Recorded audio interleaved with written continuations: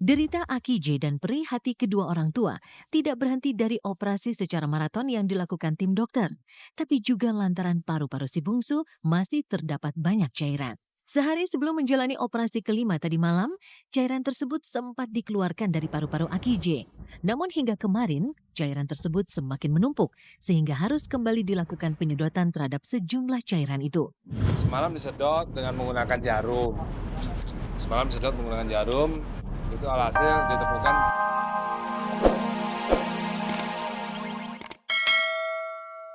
Akij, putra bungsu Ahmad Dhani, jalani operasi untuk kelima kalinya.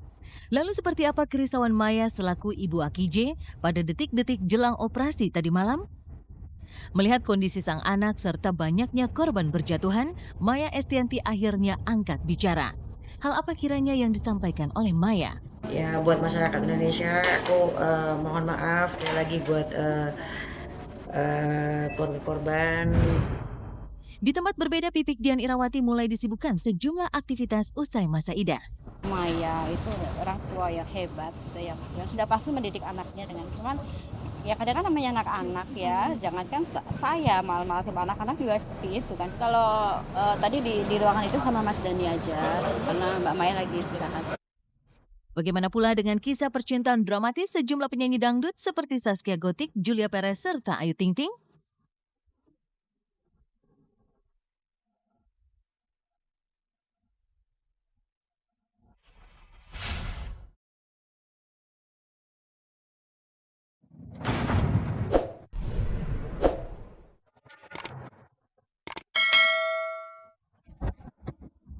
Selamat sore pemirsa, Seleb on Cam kembali hadir menyajikan kisah dari public figure secara mendalam. Gundah gulana, itulah kiranya yang kini dirasakan Maya Estianty dan Ahmad Dhani. Putra bungsu mereka Akij kembali masuk kamar bedah. Adalah kerusakan serius di beberapa bagian tulang belakang Akij yang membuat ia harus menjalani operasi untuk kelima kalinya sejak kecelakaan tragis di Tol Jagorawi pada Minggu dini hari lalu.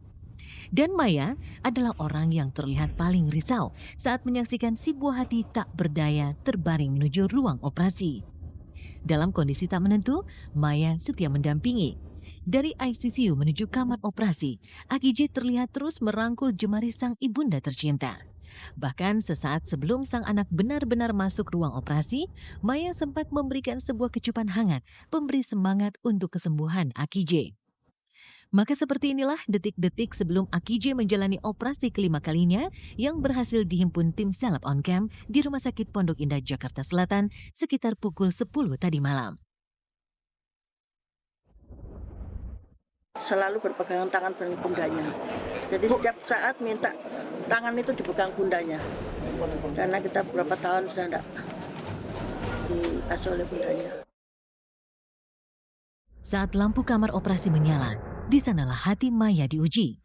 Harap-harap cemas menanti kepastian akan kondisi Akij membuat Maya terkulai lemas di sela-sela rumah sakit. Seolah tak bertenaga dan tak ada lagi kata yang bisa keluar dari mulutnya, Maya hanya bisa berpeluk dengan harapan. Hanya sebuah telepon genggam menjadi tempat pelipur laranya. Dan inilah saat-saat di mana Maya Estianty menunggu si buah hati menjalani operasi.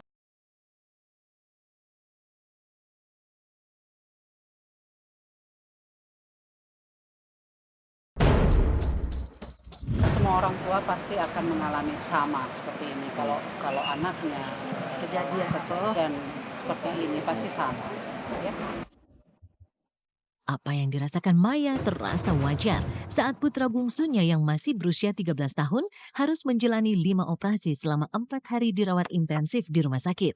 Namun rupanya menurut Dhani, ayah Akij, operasi di bagian tulang belakang putranya tadi malam itu memang harus dilakukan lantaran kondisi Akij yang sudah tidak memungkinkan. spine ya, tulang belakang. Karena adanya burst susah bahasa Inggrisnya. Burst fracture, burst fracture, susah pokoknya bahasa Inggrisnya.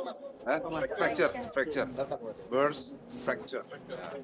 Itu tulang 7 dan 8 ada kerusakan yang cukup serius sehingga hari ini dioperasi jam 10 malam ini. Dioperasi.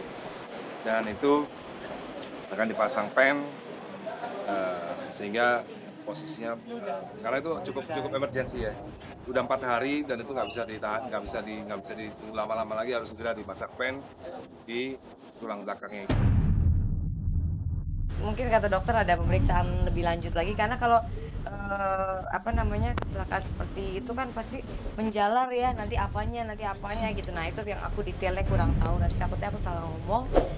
Cuma mungkin belum 100% kenapa belum bisa dipindah ke kamar karena memang kondisinya sekarang juga belum bisa untuk dipindah ke kamar, belum stabil, jadi masih harus di ruangan ICU gitu. Kalau kondisi fisik sendiri pasti masih lemah kan, baru 3 hari yang lalu ya, masih lemah, masih juga katanya kalau sadar cuma nangis, udah gitu megangin nyariin bundanya terus gitu aja sih.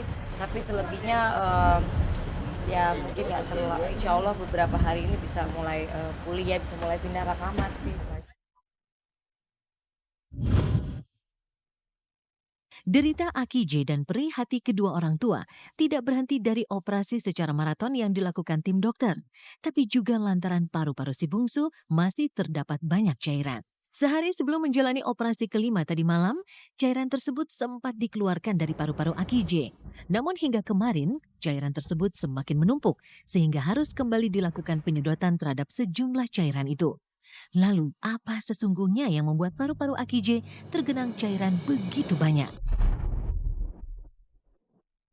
Semalam disedot dengan menggunakan jarum. Itu alhasil ditemukan cairan dan darah itu 350 cc.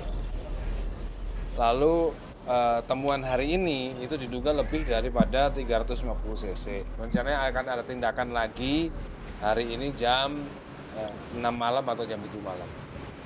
Jadi kita belum sampai pada tindakan tulang belakang yang ke-7 dan 8 belum ada tindakan karena paru-paru itu lebih emergensi daripada tulang belakang. Sampai saat ini dokter juga belum menjelaskan dari mana darah itu berasal. Tapi dokter tadi memastikan bahwa darah itu bukan berasal dari paru-paru.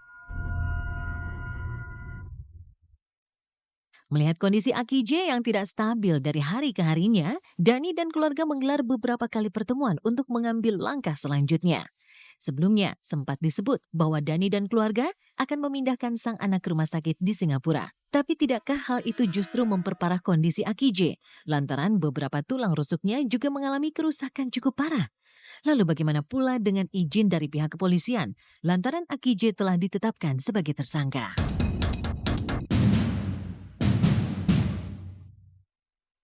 Nunggu rapat dulu apakah mungkin dalam kondisi tulang rusuk seperti itu bisa siap menerima guncangan di pesawat misalnya, ya kan? Jadi itu ada beberapa kondisi yang perlu kita perhatikan. Sampai sekarang kami belum menerima permintaan dari keluarga untuk memindahkan perawatan tersangka ke rumah sakit lain, baik di dalam negeri maupun di luar negeri. Jadi saya pikir itu nanti saja ya, saya jawab ketika nanti misalnya sudah ada permintaan tersebut, karena memang aspeknya banyak. Ya sebenarnya kalau polisi tidak mengizinkan pasti akan dikeluarkan blacklist ya, bukan ya pencekalan ya. Kalau misalnya memang dianggap perlu surat pencekalan ya mungkin akan dilakukan oleh kepolisian kan. Saya nggak mungkin minta dicekal dong kan, nggak mungkin. Kalau misalnya dianggap itu memang dulu dianggap bisa melarikan diri, ya mungkin dia diberikan surat pencekalan kan, juknisnya kan seperti itu. Semua upaya tentu akan dilakukan Dani beserta keluarga untuk mengembalikan kondisi Aki J seperti sedia kala. Sebuah upaya yang ditopang doa dari berbagai kalangan sejak Aki J dirawat terbaring di rumah sakit. Namun di balik itu, ada hikmah yang sudah sepatutnya dijadikan pelajaran bagi semua pihak. Sebuah kelalaian dan pembiaran sekecil apapun bisa berdampak fatal seperti yang dialami Aki J. Karena itu nanti insya Allah Dul bisa pulih kembali seperti sedia kala. Saya mohon doanya begitu saja bagi kalian semuanya. Ini juga menjadi berkah bagi seluruh generasi penerus bangsa ya. Yang kecil-kecil sudah, kita juga tidak tahu. eh, kepada bapak-bapak, ibu-ibu dan semua anak-anak SMP, SMA ya yang masih belum cukup dewasa untuk mengendarai mobil, dan mungkin juga saya dengar udah mulai ada rahasia-rahasia. Saya rasa itu bagus, dan kita ambil hikmah dari pelajaran dari semua ini ya. Saya rasa itu baik, dan saya juga akan memberikan bekas rongsokan mobil Dul itu kepada Jasa Marga untuk dijadikan monumen ya, dijadikan monumen, ditaruh gitu, supaya orang setiap lewat tol Jagorawi itu ingat bahwa peristiwa ini sangat tidak boleh dilupakan. Kondisi kesehatan Aki J yang masih belum stabil bukan semata-mata yang membuat Ahmad Dhani dan Maya Estianty risau. Lebih dari itu, ada dampak bagi orang lain atas kecelakaan yang disebabkan oleh putra bungsu mereka. Maka sebagai seorang ibu, Maya tidak hanya menanggung beban kesedihan atas sakitnya putra tercinta, tapi juga segumpal rasa bersalah atas korban jiwa serta korban luka yang bermunculan akibat tragedi naas tersebut. Demi sepenggal kalimat permohonan maaf, Maya akhirnya buka suara. Tidak hanya menguntai doa untuk kesembuhan putra tercinta, tapi Maya juga melebur rasa iba untuk para korban lainnya. Ya, buat masyarakat Indonesia, aku mohon maaf sekali lagi buat keluarga korban dan juga para korban yang masih dirawat di rumah sakit. Saya minta maaf juga untuk apa yang sudah terjadi dengan musibah ini. Saya juga minta doa buat anak saya yang masih keadaannya belum baik, dan mudah-mudahan cepat selesai masalahnya, dan Dul juga cepat sembuh, dan korban yang di rumah sakit yang sedang dirawat juga cepat sembuh, dan mudah-mudahan kita semua diberi kesabaran, ketabahan, keikhlasan